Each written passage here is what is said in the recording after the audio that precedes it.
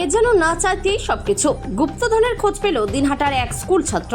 আলিপুরদুয়ার, জলপাইগুড়ি, কোচবিহারের হলদিবাড়ি এবং ফাঁসি দেওয়ার পর এবার দিনহাটাতেও স্কলারশিপের টাকা তুলতে গিয়ে অ্যাকাউন্টে 759 কোটি টাকার বেশি দেখে হতবাক দিনহাটার একটি স্কুলের 10ম শ্রেণীর ছাত্র।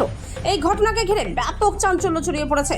স্কলারশিপের টাকা তুলতে গিয়ে নিজের ব্যাংক অ্যাকাউন্টে 759 কোটি 69,51,951 টাকা 16 পয়সা ব্যালেন্স দেখে চমকে ওঠে দিনহাটার বড় আটিয়াবাড়ি এলাকার জোরপাকড়ি উচ্চ বিদ্যালয়ের 10ম শ্রেণীর এক ছাত্র। জানা গিয়েছে, এলাকার একটি গ্রাহক সেবা কেন্দ্রে স্কলারশিপের টাকা তোলার পর ব্যালেন্স চেক করতেই এই বিপুল অঙ্ক দেখতে পায় সে। বিষয়টি বুঝতে না পেরে বাড়িতে জানায়। এরপর রবিবার পরিবারের সদস্যদের সঙ্গে ব্যাংক বন্ধ থাকায় দিনহাটা থানায় এসে ঘটনাটি পুলিশের কাছে লিখিতভাবে জানায় ওই পড়ুয়া। ছাত্রের দাবি, জীবনে এত টাকা কখনো দেখেনি। স্কলারশিপের টাকা তোলার জন্য ব্যাংকের একটি সিএসপিতে গিয়েছিলাম। সেখান থেকে টাকা তুলব বলে অ্যাকাউন্ট নাম্বার দেওয়ার পরেই সেখানকার যারা কর্মী তারাই বিষয়টি বলে জানিয়ে ব্যাংকের সাথে যোগাযোগ করতে বলেন। এরপরই রবিবার ব্যাংক বন্ধ থাকায় সরাসরি পুলিশের কাছে এসেছি। ওই ছাত্রের বাবা নীলকান্ত দেবনাথ বলেন, অজানা কারণে অ্যাকাউন্টে এত টাকা দেখায় তারা আতঙ্কিত হয়ে পড়েছেন। তার নিরাপত্তার স্বার্থে পুলিশের দ্বারস্থ হওয়ার পাশাপাশি বিষয়টি নিয়ে ব্যাংক কর্তৃপক্ষের সঙ্গেও যোগাযোগ করব। কোচবিহার থেকে সুমন মণ্ডলের রিপোর্ট, বিগ নিউজ বাংলা। কালকে আমার স্কলারশিপের টাকা পরীক্ষার জন্য তুলতে গেছি, যে দেখি 760,50,00,000 টাকার উপরে আছে আমার অ্যাকাউন্টে। তারপর কি করলে? তারপরে ওরা যে জায়গায় পয়সা দিচ্ছে উনি বলছে ব্যাংকে যা, ব্যাংকে গিয়ে বল। ব্যাংকে আসছি, ব্যাংক দেখি বন্ধ হয়ে গেছে। তাই বাড়িতে গেছি, তারপর বাড়িতে বলছি বাবাকে, ওই জন্য আজকে থানায় আসছি। কি করো তুমি? পড়াশোনা করি। কোন ক্লাসে? 10ম শ্রেণী। থানায় এলে থানায় কি জানালে?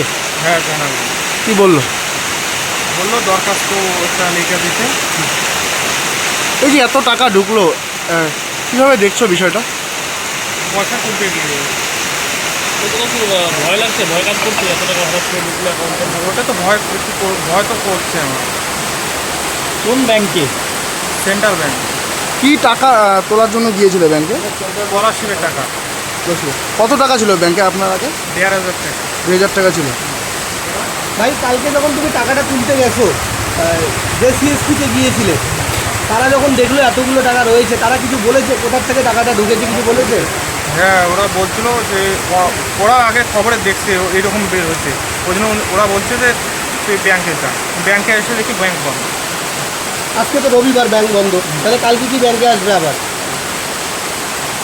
কালকে তো ব্যাংকে থানায় যোগাযোগ করে কালকে ব্যাংকে আসবে, তাই তো? কি নাম বললে তোমার? চন্দ্রকান্ত দেবনাথ। বাড়ি কোথায়? বড় আটিয়াবাড়ি। কোন ক্লাসে পড়ো তুমি? 10ম শ্রেণী। কোন স্কুল? জোরপাকড়ি উচ্চ বিদ্যালয়। 760 কোটি টাকা ঢুকেছে, এটা দেখে কি খুশি লাগছে না ভয় লাগছে? ভয়ের কারণ। কেন ভয় লাগছে? কেন এত টাকা ঢুকেছে?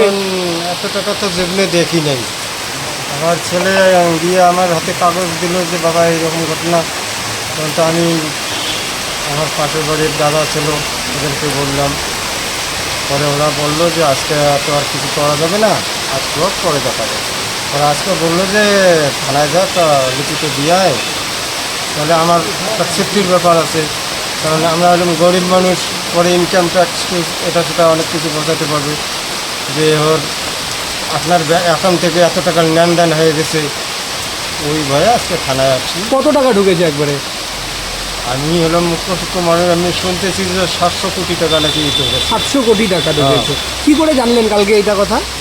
ছেলে মানে ওর হাত খরচ দেই আমি, কিন্তু কালকে একটু শর্ট ছিল, ওই কারণেও টাকাটা উঠে টাকা তুলতে গেছে। তুলতে গিয়ে দেখে এই অবস্থা। ছেলে কি করে? 500 টাকা উঠেছিল, উঠার পরে আবার ও 500 টাকা ও ঘরে রাখছে যে আগে হাতানো যাবে না। ছেলে কি করে?